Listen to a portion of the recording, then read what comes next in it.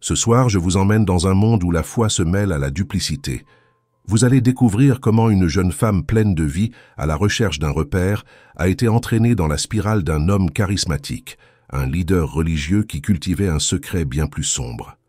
Une silhouette de pasteur, une famille inhabituelle, puis la disparition. Le désert en guise de tombe, le silence comme complice.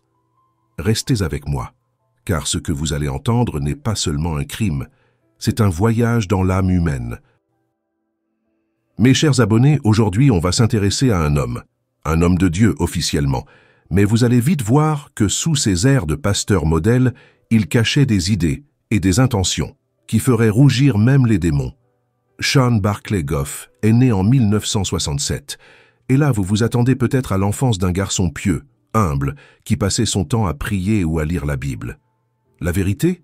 On ne sait presque rien de son enfance, à part une chose très révélatrice. Dès le plus jeune âge, Sean baignait dans un fondamentalisme religieux extrême. Un monde où les règles étaient plus vieilles que le bon sens, où l'homme commandait et où la femme devait sourire, obéir, cuisiner, ranger, enfanter et surtout se taire. Mais attendez, parce qu'au petit jeu du patriarche dominateur, Sean voyait plus grand. Il ne rêvait pas seulement d'une femme docile, non. Il en voulait plusieurs, en même temps.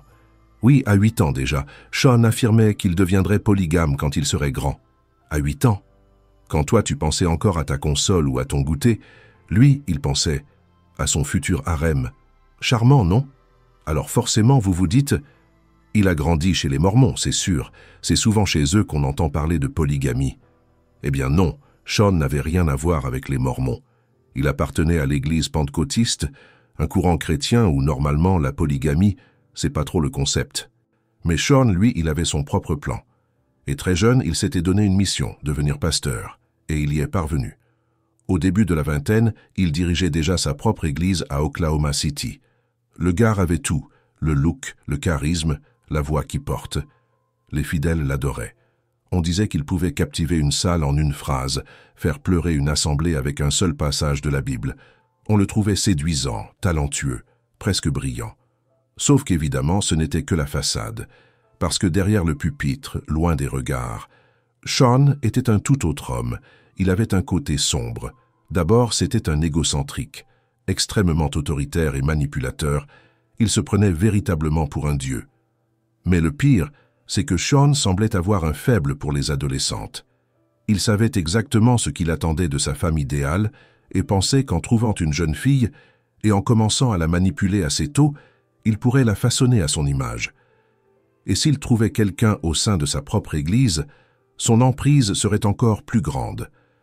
Sean voulait que sa future femme, ou ses futures femmes, le considèrent non pas comme un partenaire, mais comme une sorte de dieu.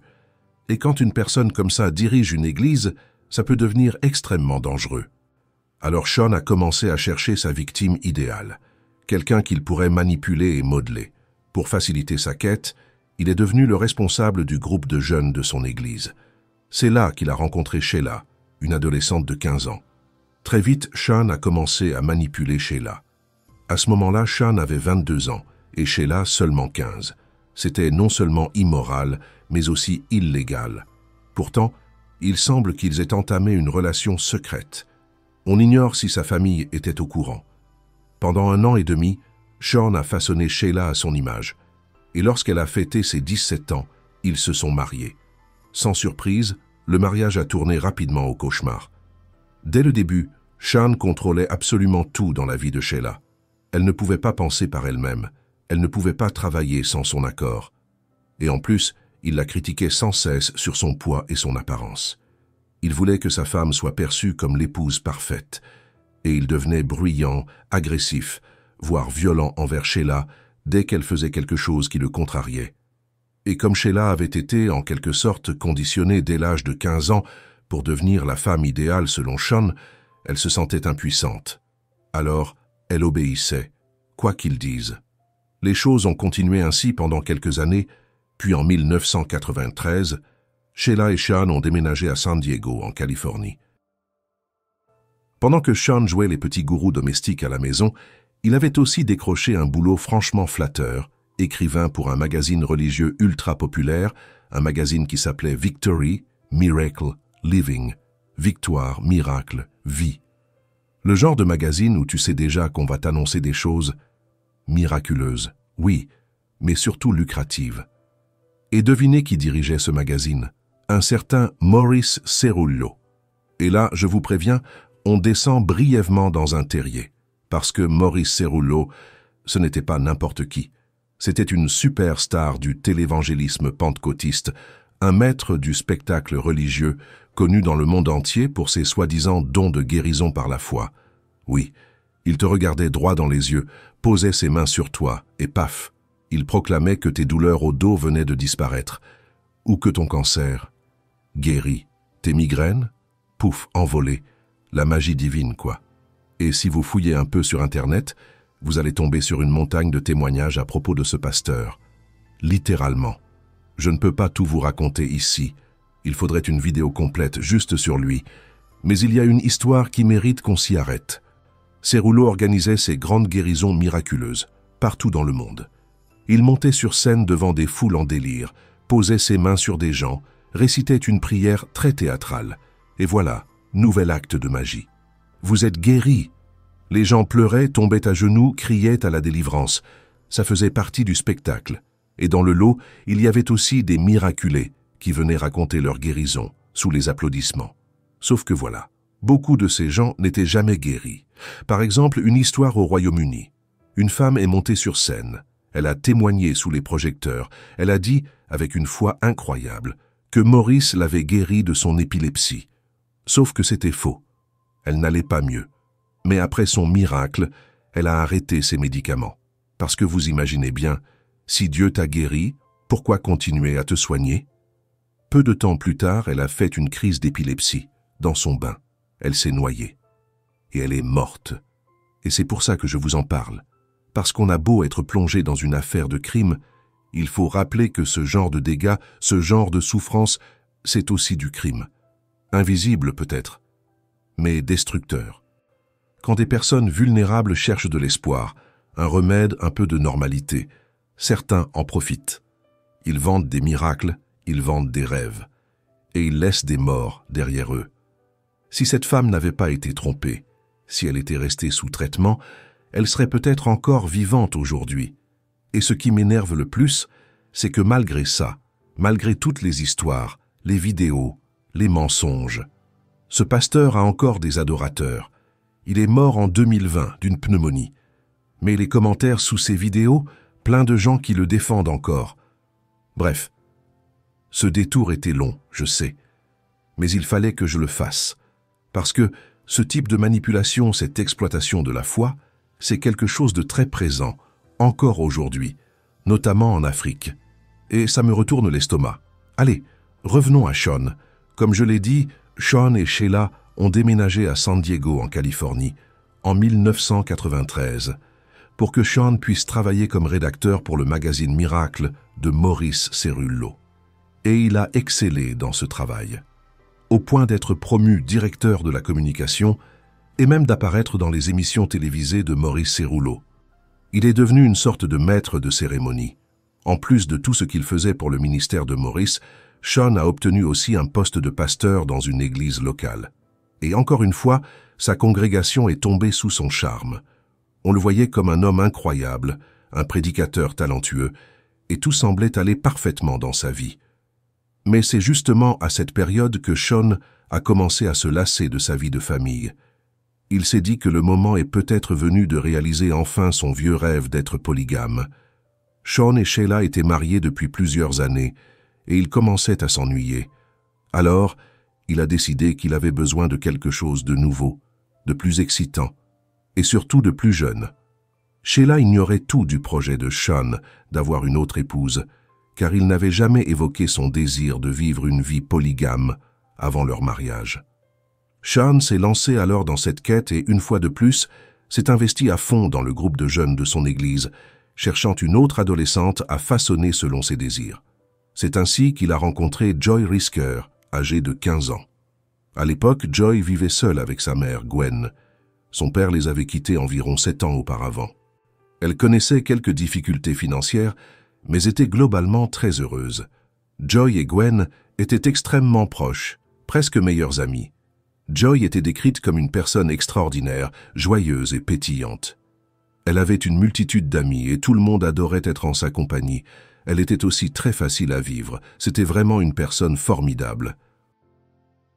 En grandissant, Joy a commencé à se rebeller un peu.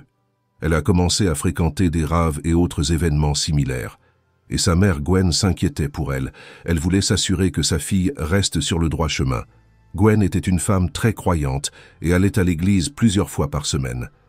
Il se trouvait que cette église était celle où Sean Goff était désormais pasteur. Joy y allait aussi, mais surtout pour faire plaisir à sa mère. Elle savait que c'était important pour elle. Mais Gwen a commencé à penser qu'il serait bon que Joy s'implique davantage dans l'église. Peut-être que cela l'amènerait à reconsidérer sa vie et à faire de meilleurs choix. Alors, Gwen a demandé conseil à son pasteur, Sean Goff. Elle lui a expliqué qu'elle voulait que sa fille s'implique plus dans l'église et lui a demandé comment s'y prendre. Et c'est tout ce qu'il a fallu. Sean a jeté son dévolu sur Joy Risker, âgée de 15 ans, et il l'a aussitôt prise sous son aile. Sean a commencé à accorder beaucoup d'attention à Joy, sous couvert d'être un pasteur bienveillant. Et grâce à cela, Joy s'est impliquée de plus en plus dans l'église et a fini par rejoindre le groupe de jeunes. Et bien sûr, c'était Sean Goff qui dirigeait ce groupe, ce qui lui donnait un accès encore plus direct à elle. Sean répétait alors exactement le même schéma qu'avec Sheila. Il couvrait Joy d'attention, la faisait se sentir spéciale, ce qui donnait à Joy encore plus envie de venir à l'église. Elle a commencé à faire du bénévolat, à venir plusieurs fois par semaine, et très vite, Sean l'a nommée même son assistante. Il y avait un sacré écart d'âge entre Sean et Joy, et au début, Joy voyait Sean comme une sorte de figure paternelle, ce qui rend toute cette histoire encore plus dérangeante. De son côté, Gwen était ravie que Joy s'implique davantage dans la vie de l'Église, et elle était très reconnaissante envers le pasteur Sean. Pour elle, c'était formidable qu'un homme qu'elle respectait et en qui elle avait confiance prenne sa fille sous son aile. Elle pensait même que Sean avait comblé le vide laissé par le père de Joy lorsqu'il les avait abandonnés. Vu de l'extérieur, tout semblait innocent, mais nous savons bien quelles étaient les véritables intentions de Sean. Pendant ce temps, Sheila était enceinte, de leur premier et unique enfant. Tandis qu'elle restait à la maison, à s'occuper des tâches ménagères et à porter leur bébé, Sean, lui, passait son temps avec le groupe de jeunes, à manipuler une adolescente de 15 ans. Avec le temps, les sentiments de Joy envers Sean ont changé. Elle ne le voyait plus seulement comme une figure paternelle, mais commençait à développer un crush. Les informations ne sont pas très claires concernant le moment exact où la dynamique entre Joy et Sean a basculé. Il existe des récits contradictoires à ce sujet. Certains témoignages disent qu'il ne s'est rien passé physiquement entre eux avant que Joy ne soit majeure. Mais d'après les documents judiciaires, la relation entre Sean et Joy est devenue intime alors que Sheila était encore enceinte. Quoi qu'il en soit, la relation était totalement inappropriée et Sean et Joy sont devenus inséparables. Il a même commencé à inviter Joy à dîner chez lui et Sheila. Joy venait passer du temps avec leur bébé car, entre-temps, Sheila avait accouché d'un petit garçon qu'ils ont appelé Kallen. Au début, Joy et Sheila semblaient bien s'entendre. Bien sûr, Sheila ne soupçonnait rien de ce qui se passait réellement entre Joy et Sean. Et pour rendre la situation encore plus tordue, Sean a proposé à Joy de devenir la nounou de Kallen, comme nounou résidente. Cela signifiait que Joy allait vivre avec eux, permettant à Sean d'être constamment à ses côtés et de surveiller chacun de ses faits et gestes. Joy a donc emménagé et elle est rapidement devenue une sorte de membre de la famille Goff, exactement comme Sean l'avait prévu. Son objectif, depuis le début, était d'intégrer Joy progressivement dans sa famille. La vie a continué ainsi pendant un moment. Joy vivait avec Sean, Sheila et leur fils. En façade, tout semblait normal, mais dans l'ombre, elle entretenait une relation secrète, manipulatrice et probablement physique avec Sean. Puis un jour, Sean s'est adressé à Sheila et lui a révélé enfin qu'il voulait avoir plusieurs épouses. Il lui a dit qu'il a très envie de prendre une seconde femme et que selon lui, Joy serait parfaitement adaptée pour rejoindre leur famille. Sheila a été naturellement choquée et bouleversée d'entendre ça. Mais Sean n'a pas lâché. Et comme toujours, d'une manière ou d'une autre, Sean a fini par obtenir ce qu'il voulait. Finalement, Sheila a cédé. En 1997, Sean et Joy se sont mariés en secret. Un pasteur venu de l'Utah a célébré la cérémonie et Joy était comblée. Elle avait l'impression d'avoir enfin une famille complète. Elle ne voyait pas encore à quel point la situation était tordue. Sean avait commencé comme une figure paternelle et il était désormais son mari. Ce mariage devait rester strictement confidentiel. Personne ne devait savoir que Sean et Joy s'étaient unis, car Sean savait qu'il serait immédiatement renvoyé de son église. Il perdrait son poste de pasteur. Il savait aussi que son travail auprès de Maurice Cerullo serait menacé. Personne ne voulait être associé à un polygame. Mais le secret n'a pas tardé à éclater. Un jour, Sean a envoyé, par erreur, une copie d'un mail personnel à l'un de ses amis. Et ce mail révélait tout. Dans celui-ci, Sean remerciait le ministre qui avait célébré son mariage avec Joy. L'ami en question, qui s'appelait Leif, a vu le message et a immédiatement compris ce qui se passait. Il a appelé Sean et lui a demandé « Tu es polygame ?» Sean a nié d'abord. Mais quand Leif lui a parlé du mail, Sean a su qu'il était pris au piège. Leif savait qu'il devait agir. Alors il a appelé le frère de Sean et lui a dit « Sean a épousé Joy. Il pratique le mariage plural. Qu'est-ce que je fais? Est-ce que j'en parle à l'église ?» Le frère de Sean lui a répondu « Tu dois lui dire que soit il se dénonce lui-même, soit tu le dénonces toi. » Leif a transmis ce message à Sean, mais celui-ci a refusé d'en parler à l'église, et il a aussi refusé d'abandonner son mode de vie. Alors Leif a estimé qu'il n'avait plus le choix. Il a contacté le ministère et leur a tout révélé. Sean a été immédiatement expulsé de l'église, et il a aussi été licencié de son poste auprès de Maurice Cerullo. Le frère de Sean a appelé Gwen et lui a révélé le mariage secret entre Joy et Sean. Elle a été complètement sous le choc. Pendant tout le temps où Joy vivait chez les Goff et se rapprochait de plus en plus de la famille, Gwen pensait que Joy avait simplement trouvé une figure paternelle. Elle a donc dû totalement revoir sa perception de la relation entre Joy et Sean, et cela l'a profondément troublée. C'était malsain, dérangeant. Mais avec le temps, elle a fini par accepter cette situation, principalement parce qu'elle ne voulait pas perdre sa fille. Elle s'est dit que si elle s'opposait trop frontalement, Joy risquait de s'éloigner d'elle. Une fois le secret dévoilé et Sean expulsé de l'église, Sean, Joy et Sheila n'ont plus vraiment essayé de cacher leur relation. Ils ne se sont pas non plus affichés publiquement, mais Joy l'a dit à ses amis. Et Sean et elle sortaient ensemble, allaient au restaurant. Leur prudence avait clairement diminué. Cependant, la dynamique à la maison n'était pas simple au début. Joy et Sheila ne s'entendaient pas très bien au début du mariage. Maintenant qu'elles partageaient le même mari, l'ambiance était tendue. La jalousie était inévitable. Sheila devait désormais partager Sean avec une autre femme, mais avec le temps, elles ont fini par trouver une sorte de routine. Elles s'entraidaient pour les tâches ménagères et ont fini par s'appuyer l'une sur l'autre. Sean, lui, avait établi un planning très strict indiquant dans quelle chambre il dormirait chaque nuit. Ce planning a été décrit comme militaire. Et comme avec Sheila, il contrôlait absolument Joy. Il surveillait tout ce qu'elle faisait, lui disait à qui elle pouvait parler ou non.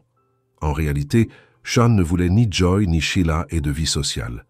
Sean voulait que les deux femmes restent à la maison près de lui quasiment en permanence. Résultat, Joy a fini par perdre contact avec de nombreux amis. Un jour, elle a demandé à Sean si elle pouvait s'inscrire à des cours à l'université, juste pour avoir une activité à elle, mais il a refusé. Il la voulait à la maison. Sean devait être au centre de tout. Il voulait qu'on le considère comme une sorte de dieu dans la maison, et il passait son temps à donner des ordres aux deux femmes. Lors d'un mariage auquel Sean et Joy ont assisté, des gens ont été témoins de la manière dont il la traitait, et ils se sont inquiétés. Sean était extrêmement exigeant. Il lui ordonnait de se lever, d'aller lui chercher à boire, de lui apporter à manger, et tout ça devant tout le monde, sans la moindre gêne. Une autre fois, Sean et Joy ont assisté à une fête. C'était en fait la fête des 21 ans de Joy. Au début, tout allait bien. Ils dansaient ensemble. Mais très vite, Sean s'est fatigué, il a quitté la piste de danse et s'est assis à une table. Joy, elle, n'a pas arrêté de danser. Elle est restée sur la piste avec ses amis, et au fil de la soirée, on pouvait voir l'attitude de Sean complètement changer. Il n'avait clairement plus envie d'être là. Puis un ancien ami de lycée de Joy est arrivé à la fête. Comme Joy ne voyait plus beaucoup ses amis, cela faisait un moment qu'ils ne s'étaient pas revus. Il est venu vers elle, l'a saluée et lui a fait un câlin. Sean observait la scène depuis sa table et il bouillait de rage. Il s'est levé, a marché droit vers le jeune homme et l'a frappé au visage. Voilà à quoi ressemblait désormais la vie de Joy. Et il est probable qu'à ce stade, Joy commençait à se demander si elle n'avait pas fait une énorme erreur. Mais en 2000, Joy est tombée enceinte de son premier enfant. Sean était fou de joie quand il a appris que Joy était enceinte, parce qu'il savait que cela la piégerait encore davantage. C'était sa façon de s'assurer qu'elle ne le quitterait jamais. Il utilisait toujours ses enfants comme une arme contre leur mère. Au moindre signe de résistance de la part de Sheila ou de Joy, il leur disait que si elles osaient partir, elles ne reverraient jamais leurs enfants. Joy a donné naissance à un petit garçon qu'elle a appelé Stone, et elle était ravie. Mais le lendemain de l'accouchement, elle a appris une terrible nouvelle. Sa mère, Gwen, était décédée. Joy a été complètement anéantie. Gwen était la seule famille qu'elle avait, et maintenant elle était partie. Joy a été dévastée. Peu de temps après la naissance de Stone, Joy est retombée enceinte. Elle a eu un deuxième fils, prénommé Onyx, en 2002. Et c'est après la naissance de ce deuxième enfant que les gens ont commencé à remarquer un changement chez Joy. Elle ne semblait plus heureuse avec Sean. Elle était de plus en plus fatiguée de ne pas avoir de vie en dehors de lui. Et elle en avait aussi marre de la façon dont Sean la traitait, elle et Sheila. Sheila en particulier semblait être la principale cible de ses abus verbaux. Peu à peu, Joy et Sheila ont commencé à se rapprocher. Elles partageaient la même souffrance, la même frustration. Elles se sont mises à se soutenir mutuellement. Sheila a même dit qu'elle en était venue à considérer Joy comme une sœur. Mais c'est à ce moment-là que tout a basculé dans quelque chose de beaucoup plus sombre. Joy et Sheila ont commencé à s'allier contre Sean. Elles cherchaient des façons de reprendre un peu de contrôle sur leur vie. Et l'une de ces façons consistait à lui couper son approvisionnement sexuel. Sean avait une libido très forte et il passait son temps à alterner entre Sheila et Joy.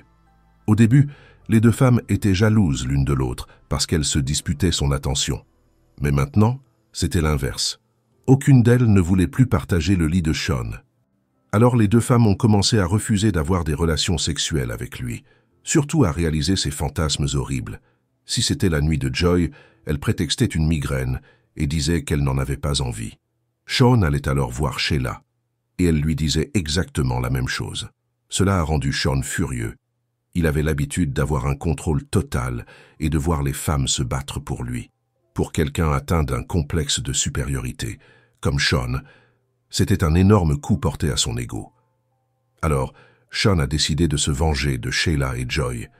Il s'est mis en quête d'une troisième épouse.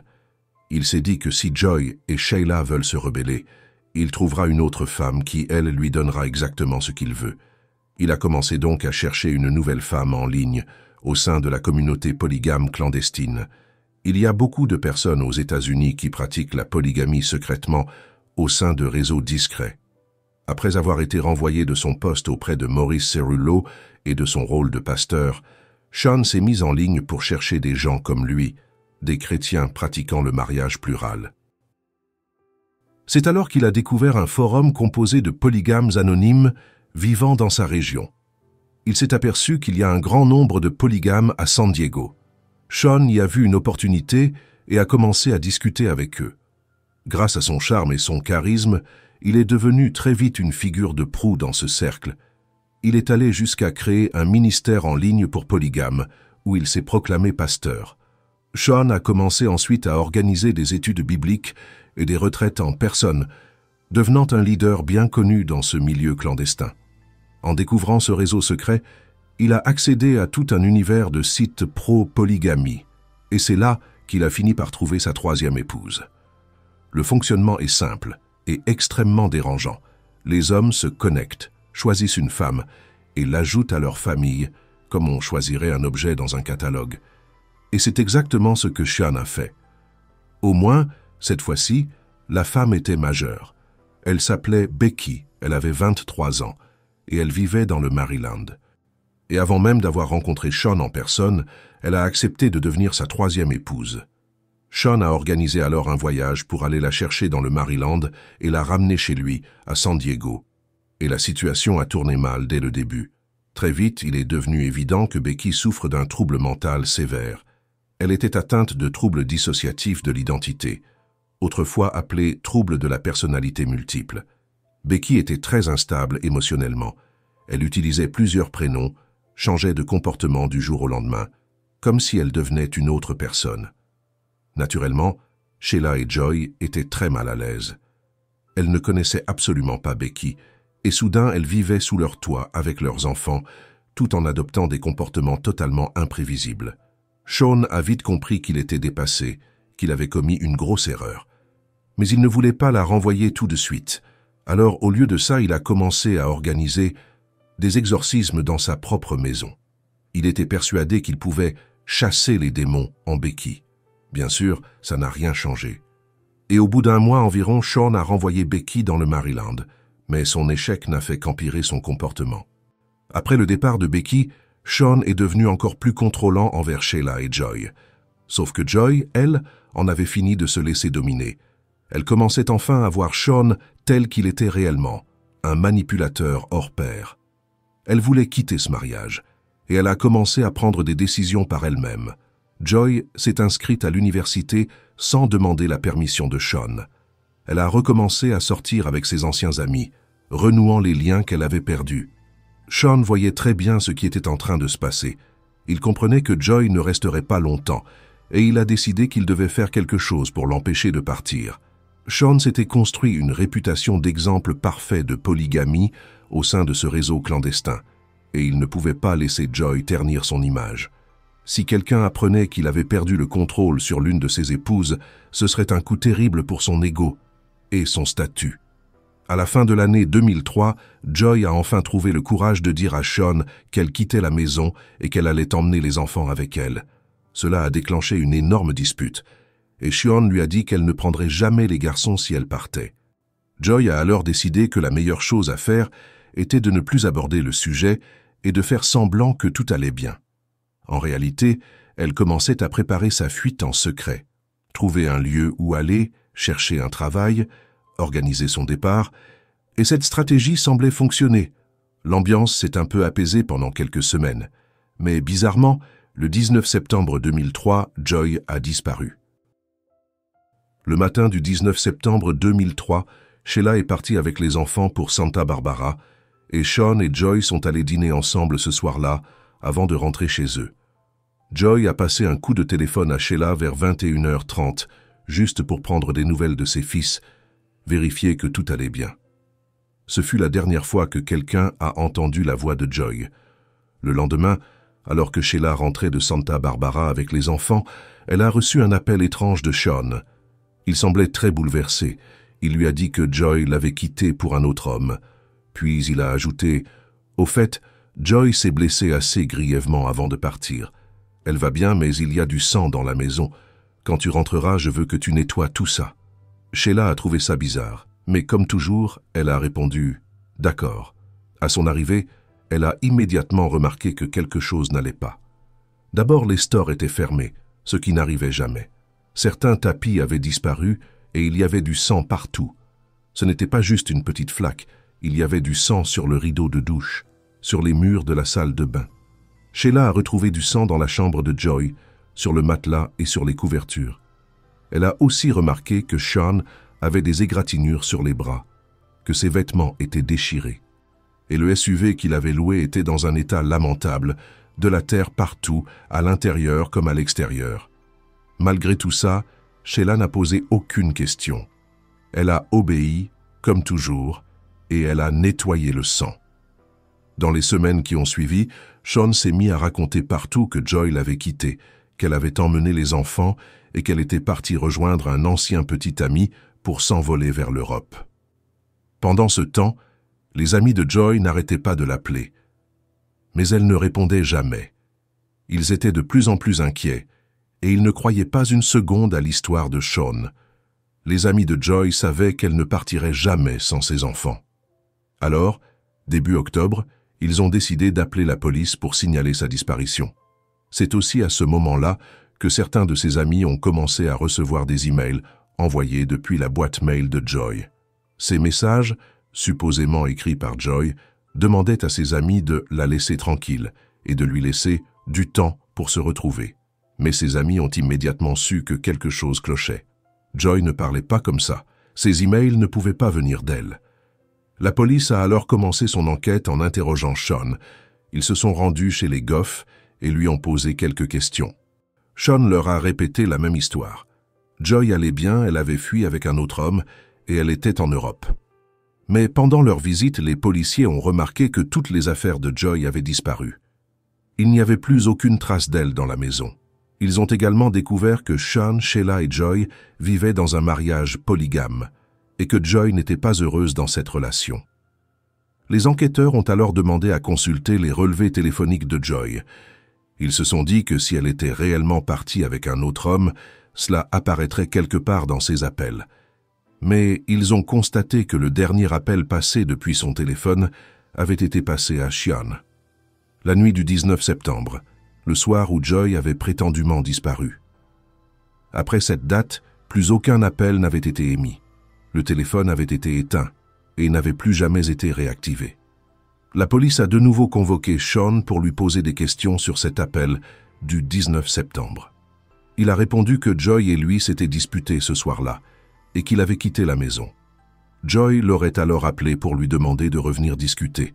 Sean a affirmé qu'il était rentré, qu'ils sont allés se coucher et qu'au réveil, le lendemain matin, il a trouvé Joy en train de faire ses valises.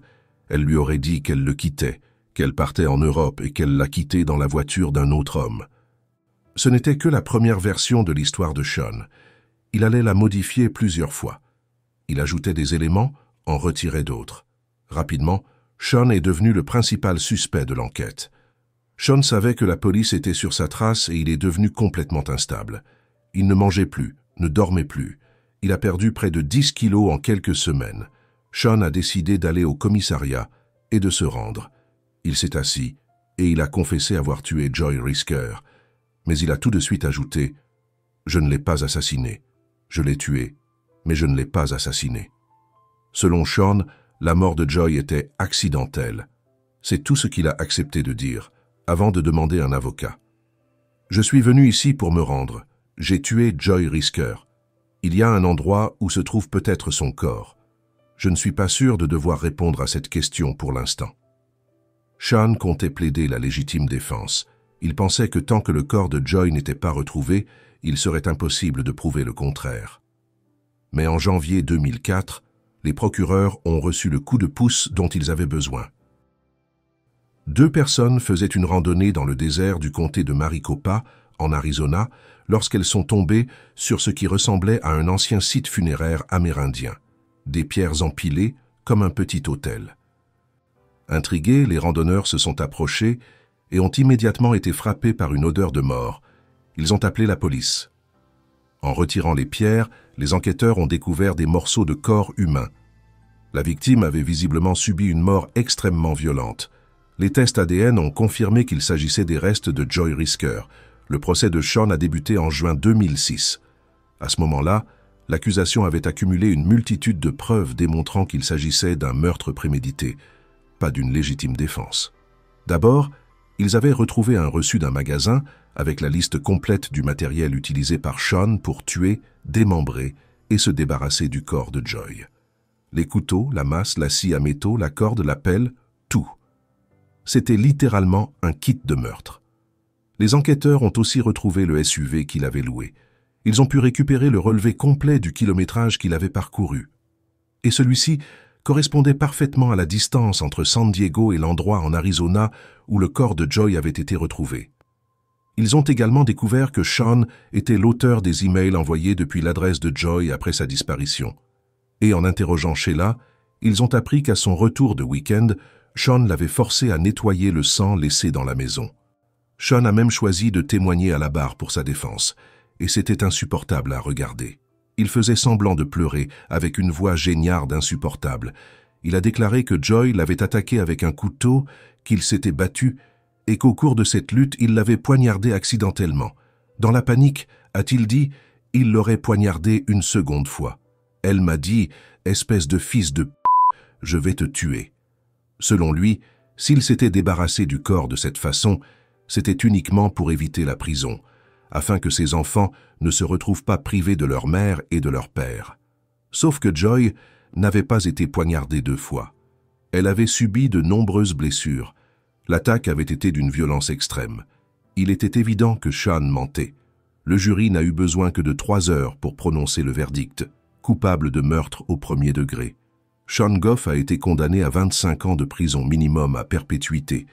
Il a aujourd'hui 58 ans et il est incarcéré à la prison d'État de Valley State, à Chowchilla, en Californie. Il a eu une audience de libération conditionnelle en avril 2024, mais celle-ci a été refusée, heureusement.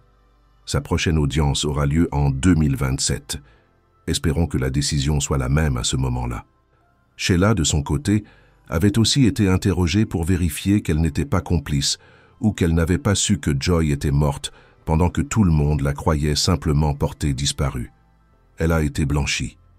Beaucoup de gens ont encore du mal à comprendre comment Sheila n'a rien su, surtout quand elle est tombée sur tout ce sang en rentrant.